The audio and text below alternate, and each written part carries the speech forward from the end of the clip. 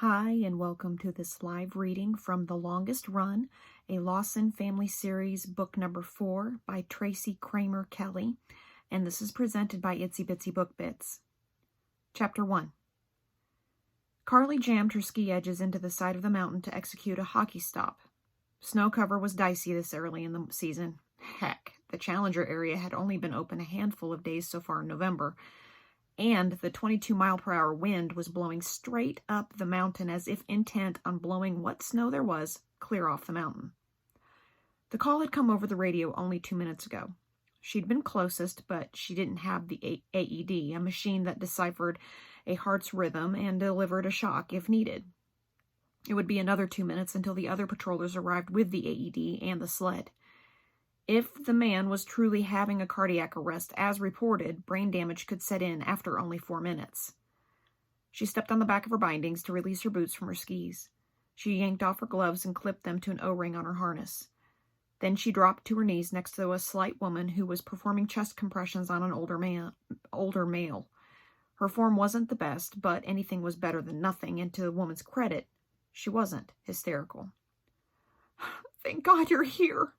Tears streaked the woman's face. "I didn't know what else to do. I don't even know if I'm doing this right." "It's okay." Carly laid her hand over the woman's. "You're doing a great job, but I need you to stop for just a second, okay?" The woman scrambled off the man. Carly noted the ash-gray pallor of his face as she dug her fingers under his collar. She pressed her fingertips against his carotid artery as she leaned down to put her ear next to the man's mouth. There were no audible breath sounds, not even a whisper of air coming from his mouth. And no pulse. Her own heart rate kicked up a notch. She grabbed her radio. "Patient in full arrest," she barked. "I repeat, full arrest." Her coworkers would know exactly what they were walking into. "Oh my God, Howard," the woman wailed. Wayne's voice came over the radio. "I'm calling in Lifelink. I'll have them meet you at the Diamond Hitch turnout." "Affirmative." Carly dropped the radio. She yanked the man's jacket zipper down, then placed her hands on his chest and started pumping. Getting through the layers of clothing to his bare chest would have to wait for help. "This can't be happening," the woman said. "1 minute he's skiing along, and the next he's... "Ma'am," Carly kept her voice steady and firm, "I need you to stay calm. More help is on the way." The woman swallowed. "What's your name?" Carly said. Valerie."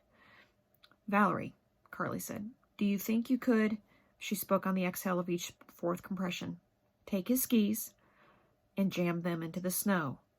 She jerked her chin uphill, in the shape of an X. By the time Valerie did that, her fellow patrollers would already be here, but it helped people to have a mission. Valerie scrambled to her feet. Carly concentrated on keeping her compressions the right depth and speed. Sure enough, by the time Valerie had both skis in the snow, Justin had pulled to a stop and was stepping out of his skis. "I've got the AD," he said as he dropped to the ground on the other side of the man. Justin had worked at a smaller ski resort in California for a couple years and had done well in training, but as far as Carly was concerned, he was still the new kid on the block and a little too full of himself. "Take over compressions," she said, "in 5, 4, 3, 2, 1. Justin took over, and Carly yanked her medical scissors from their slot on her pack and cut through first one layer, then a second layer of clothing. Her fellow patrollers arrived en masse and started prepping the backboard and rescue sled. In her peripheral vision, she saw Janine take Valerie aside. She pressed the AED pads to Howard's chest, then hit the button that would tell the AED to analyze the patient's heart rhythm. "Clear," she said. Justin removed his hands from the patient. Seconds later, the AED announced, "Deliver shock." Carly punched the button that sent an electrical current through the man's body. As soon as it was safe to do so, she pressed her fingers to Howard's carotid artery. She shook her head at Justin, and he went right back to pumping. Miles and Reggie moved in with the backboard, and the patrollers worked in tandem to get Howard strapped to the backboard, and then into the rescue sled with no interruption in compressions. Miles and Reggie took the long lines that would be used to control the rescue sled from behind on the steep terrain, while Patrick lined himself up at the front handles. "Ready when you are," he said. "Switch with me now," Carly said to Justin. "Halfway down, be prepared to switch again." Justin nodded while doing the countdown. As he backed away from the patient, Carly straddled Howard, planting her knees firmly inside the rescue sled. Go. Keeping up a steady rhythm of compressions was harder than it seemed in training, as her abdominal muscles worked continuously to keep her upright on the moving rescue sled. Thank God she'd worked with most of these guys for years and trusted them not to tip or dump the sled along with her and her patient. She was exhausted by the time Miles called out the midpoint. She rolled off the patient and Justin climbed on. She shook out her arms as she gathered Justin's skis and poles, then stepped into her own skis where Justin had dropped them. She got up to the team, which was moving faster now that the terrain wasn't as steep. Still, it took several more minutes to reach the rendezvous point next to a seldom-used service road. From the higher vantage point, she could see the ambulance snaking its way up to them. As the rescue sled came to a halt, Carly snapped out of her bindings. Check heart activity again. She dropped to her knees next to the patient. Justin was just as breathless as she'd been. She reached for the AED. Clear! The AED advised another shock, so she gave the patient one, reminding herself that a shockable rhythm was better than an unshockable one. Check pulse. She and Justin traded places again, and she watched his face as he checked for a pulse. As far as she knew, he'd never had a patient die on him, and she'd hoped this wouldn't be his first. God knew she'd never forget her first. His face registered concentration, then amazement. I've got one! I've got a pulse! She placed her ear by Howard's mouth. We have air movement! The ambulance was pulling up. The paramedics jumped out and Carly stepped back to let them take over. Less than 2 minutes later, the ambulance was on its way back down the mountain, siren blaring. Wow, Justin said. She dropped to the snow. Sometimes there just weren't words. The enormity of what had happened washed over her. They'd done it. Howard was going to live. God, I love my job. Chapter 2. Chris was going too fast, and he knew it. It had taken him hundreds of hours in a simulator to learn, or relearn, depending on how you looked at it, to ski as a paraplegic. Since arriving at Big Sky a few days ago, he'd focused exclusively on running the race course. Now he realized that focus had left out a critical element of everyday skiing, one he'd expected to have no problem with, namely, fresh powder snow. This powder-covered run was nothing like the packed snow of a race course. The uneven and unpredictable pressure of the chopped-up snow was pushing his muscles, already tired from a hard training session yesterday, to the limit. He shifted his weight back, allowing the monoski's single tip to protrude from the powder on the turns. Too much. The edge of his monoski plowed into an unyielding pile of snow and yanked his body sideways. His arms flailed and he landed in the powder with a soft oomph.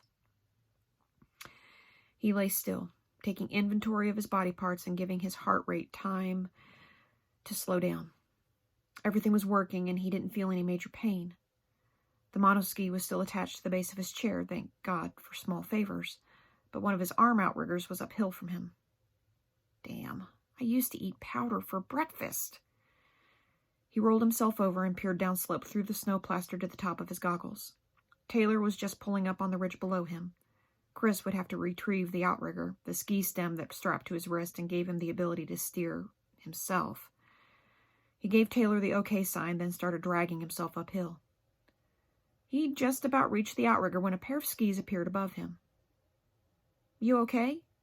The voice was undeniably female. I'm fine. He grabbed the outrigger as she came to a stop a couple feet away from him. Can I help? She said. He glanced at her as she wore the distinctive red and black of the Big Sky Ski Patrol. Great. The cavalry has arrived. I don't need help, he growled. He yanked the strap of his outrigger open and slapped it around his wrist, already regretting his tone of voice. When she didn't immediately respond, he chanced a glance at her name tag. Carly. She propped her goggles on her helmet, drawing his gaze to her face. Her dark brown eyes demanded his attention. She didn't look away as many people did when faced with a disabled skier. In fact, she looked amused. He wasn't sure if he should be impressed or annoyed by that, so he focused on getting himself upright. He'd done it hundreds of times, so it didn't take long. She didn't move. I'm good. He tried to keep the sarcasm to a minimum. You can move on. No worries, she said. I'll head down in a bit. She meant to stand and watch him then, as if he'd take another tumble. His annoyance surged. Fine. He gripped the outriggers firmly and pushed off. He felt her gaze the rest of the way down the hill.